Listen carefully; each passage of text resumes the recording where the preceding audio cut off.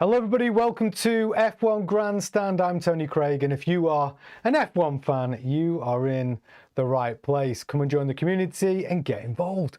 Okay, let's talk about that thumbnail. Hamilton wants his DNA all over the 2026 Ferrari. Okay, so that might be slightly misleading. What it should say is Hamilton wants his DNA all over the 2026 Ferrari and a splash more on the season's SF25 car. That's this season's.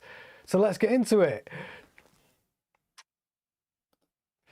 So first of all, let's talk about how he is splashing his DNA into the current SF25 car. I have to stop saying that.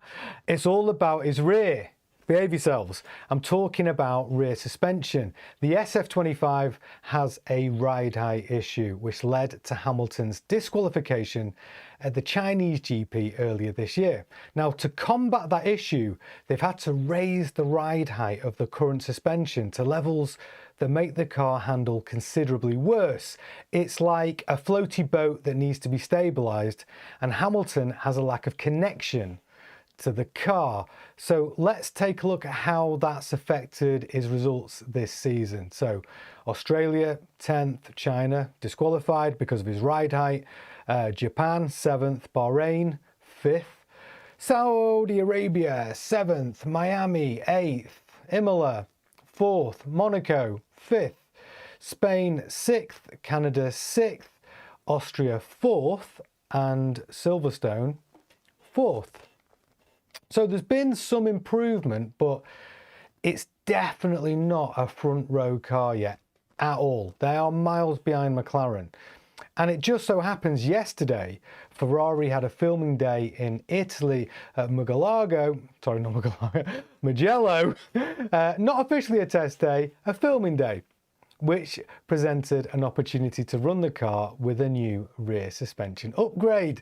Now, in order to adhere to the rules of a filming day, Ferrari were restricted to only 200 kilometers of running to test their new suspension, and that was split between both drivers, Hamilton and Leclerc.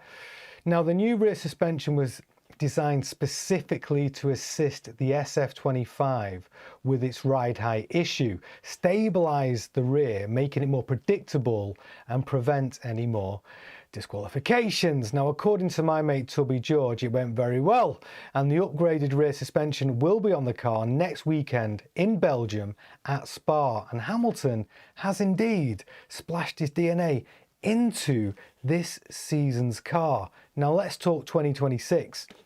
It's fair to say Hamilton's 2025 season has not been a roaring success so far.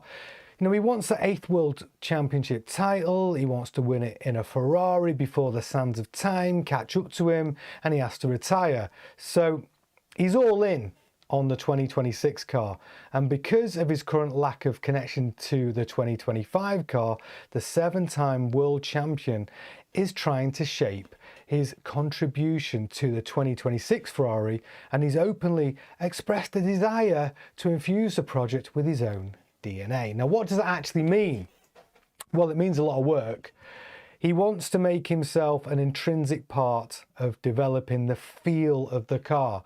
The majority of the car will already be developed by now, but through simulators testing and a good feedback loop with the engineers, he can shape some of the variables in a way that suits his driving style. And that's going to help him hit 2026 with a competitive package right from the first round. Now, hopefully by then his Italian will be on point, but let's see how his tight new rear performs at Spa. Get your mind out of the gutter. I'm talking about the new suspension. Thanks for watching F1 Grandstand. Please like, comment, join the community, subscribe and hit the bell so you can keep up to date. I will be back tomorrow with some more news.